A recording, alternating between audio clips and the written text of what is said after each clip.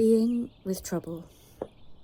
This is my cocoon, a softening between me and the planet's trouble, a hopeful barrier, a shelter when the walls of houses are collapsing, a pause in time, holding off the injury coming to me, the grateful perception of current safety before imminent danger, how it feels to be held and kept by a house, with intact walls, by friends, with blankets, floating in warm baths, at least now.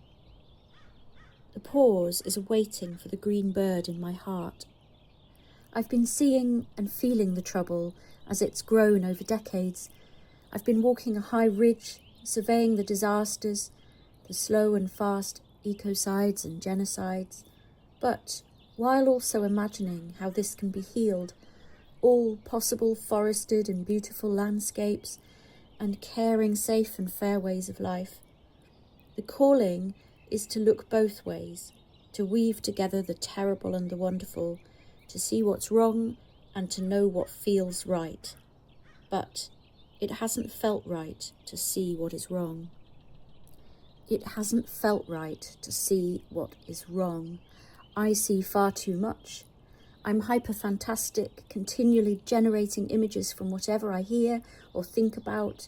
This brain feature can mean an experience of trauma from images seen or imagined. I close my eyes and see so much. I open my eyes and see so much. I race through information like a machine, faster than most. I'm connected to many platforms and thousands of people. I'm across it all. I see that far too much harm is out there. I see the pain carrying through from the past, bursting into too many lives. The cocoon is the image that I conjure when I must remember that I'm safe, well-fed and comfortable. Yet, I always know that the trouble is still somewhere present. Trouble intrudes into the vision hole in my forehead. This vision hole is not my eyes, it's an amalgam of what is seen, of after images, of bodily feelings visualized, and of patterns I have formed to make sense of what I see. It's my inner eye, but is not an organ. It's an entire world, a frame onto the entire world, an entire world that is breaking. The cocoon mind state can help me govern these entire broken world images, can make them luminous and forested. It's a psychic device that helps me sleep. But the planet's trouble is present through my sleep. It's the darkness in my dreams. It's all the wandering, the homeless, the never settling beings. It's the frozen, the fighting, the fleeing. And it's the coffee shop, the cortisol that wakes me up. There through dark and light, the dream and the reason. I try to nurture the green bird in my heart. Seeing so much trouble can make it so very hard to imagine how much better life can be. It's an effort to imagine in a way that faces trouble. It's not a flight of fantasy. It's a hard, frightening look. I don't look enough. There's so much I can't look at. I look away too quickly. I give too little. I look for the green bird in the heart. I pull the cocoon around me. I can't stop seeing the trouble. I look out again through the hole because maybe out there will be comfort. There is flight and fright and freeze. Children are in bomb panic right now somewhere. Horses are fleeing wildfires. Through the vision hole, I feel all these bodies coming into my head. I cannot separate my mind from their bodies, from the body of the world, the entire biosphere. There is a tearing apart of this entire fabric. The homeostatic exchange of carbon dioxide and oxygen is breaking. The Gaia hypothesis proven wrong. The cause of hope proven wrong. How much resource should we put into loving and rescuing the bodies closest to us, closest to our hearts? Should we avoid getting too deeply into love, pets, children, homes, in case they're lost to us? How do we rescue the millions of people and other beings all at once? Can I help more people if I don't care so much for myself and those closest to me? If I is the same as we, does that mean I am responsible for we?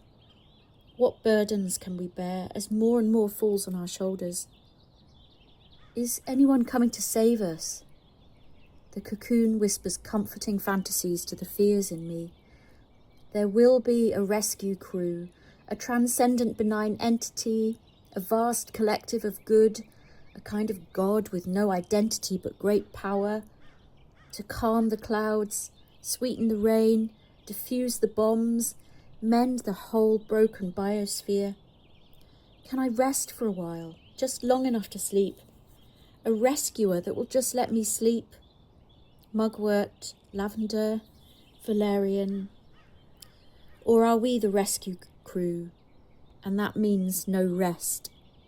How can we expect acts of rescue from people who are abject, who have lost everything, who have nothing but a path in front of them? No resting. Who are the wicked that have done this? What has lit their wick? How do we put out these fires? There are dreams. Cathedrals falling after centuries, lorries piled up in rivers, ferries toppled by skyscraper waves. There is one I've tried and failed to paint, a family of refugees carrying their pond like a coffin, but alive and slopping with cool water and green fronds and frogs. They're looking for a place to embed it, to call home. Watercourses cannot be contained with bricks. There are rivers in the skies now, dropping with full force.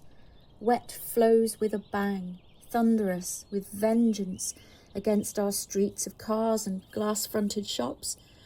People, cats, bins, trees caught up, just minimal flotsam. We watch aghast, there before the grace, here safe for now. This is water displacement, all out of place. People, homes, subtle systems of care, long histories, all out of place. Collapse is the just-in-time calibrated system breaking apart. Collapse is the sudden decisions of autocrats rippling across a global set of dependencies.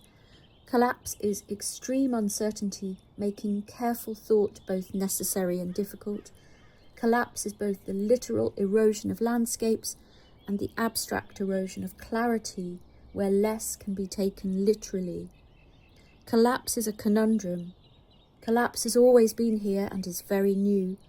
Collapse is horrible and tedious to describe. Collapse is unseen and ignored. Collapse is literally felt in our bodies. Collapse is felt in the entire biosphere. We are holding together the rocks of our bodies, our minds, and our needs with tenuous mortar. This holding is with fingertips, coins thrown, emergency bootstrapping, hoping against hoping. No hope is the spring of hope. The ground is tipping. The gravity is loosening our many parts, so many we can't know or hold them all. But the cracking is how the light gets in. This is how we know the collapse in our bodies, the entire biosphere. Look for the cracks. Speak about the light. Don't give up. Let go. When the knife cuts, bandage the knife. Joseph Beuys. We don't feel the knives that first enter the bodies we later eat.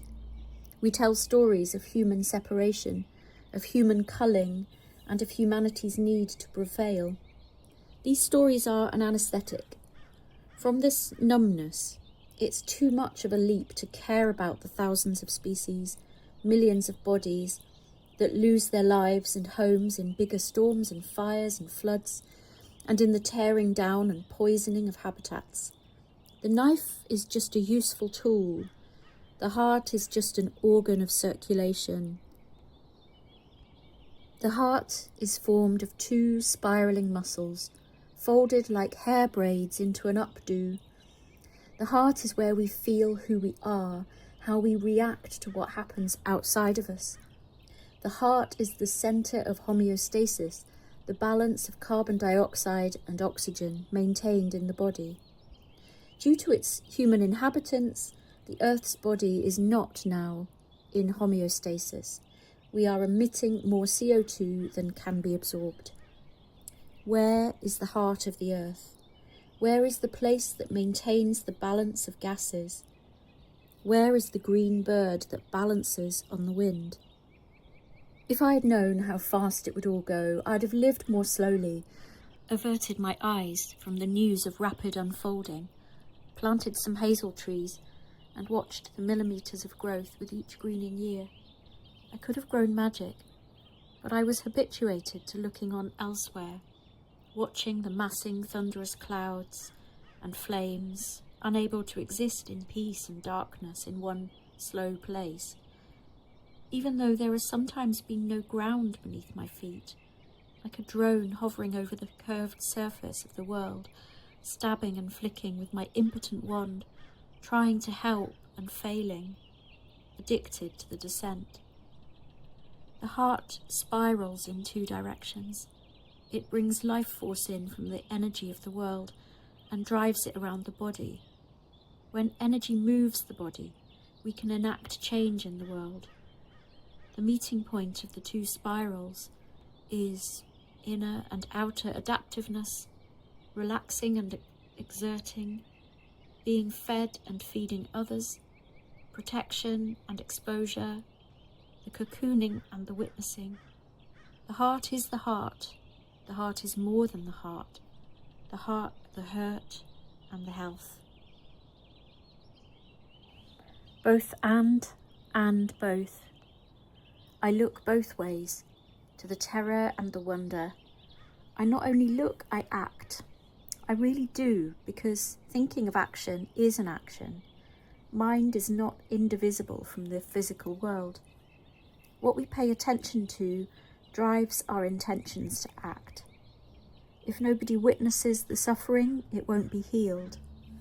I am a mammal that shares DNA with bananas, chickens, fruit flies, with all living organisms. I am nature. I am green. I have a green bird living at the heart of me. The green bird spirals in two directions. Creation was a woman. The last universal common ancestor grew from a uterine soup. Life forms evolved from one cell that divided. All things are parts. All things come to their completion. The cocoon is a womb, a holding space for generation, for coming to completion, a space of infinite care, an inside for being outside. A dream is a rehearsal of action.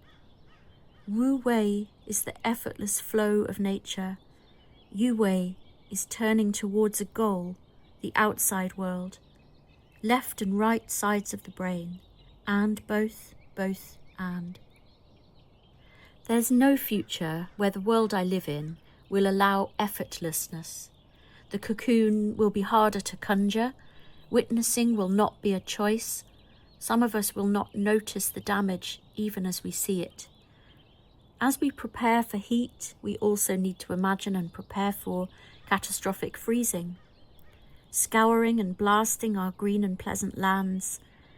Even the scoured ground will be bought, developed, car parked. No sign on the hoardings of the green birds that used to live in these heartlands. 73% of biodiversity has been lost since 1970. I hate this fact, the fact of the fact, the factishness of this verbal lid on the story of devastation in multiple horrific ways, the losses, 3 times an hour of countless entire species that have as much right to flourish as humanity, the lid on the rage I feel, the demand on us to turn facts into single words and graspable charts, beneath which is unthinkable suffering, greed and catastrophe. We're slowly boiling frogs. Please carry us in cold, fronded ponds to places of sanctuary. I am an animal. I am akin to animals. I have owl ears and eyes. What I see and hear hurts and astounds me. Seeing and hearing too much, it hurts too much. Too much is hurting. How do I heal this hurt without becoming deaf? In this dance between chance and necessity, can our goal center? be to flow effortlessly towards what needs attention, from the green bird in my heart towards yours, its two wings spiraling one way and another, both and both, and both and.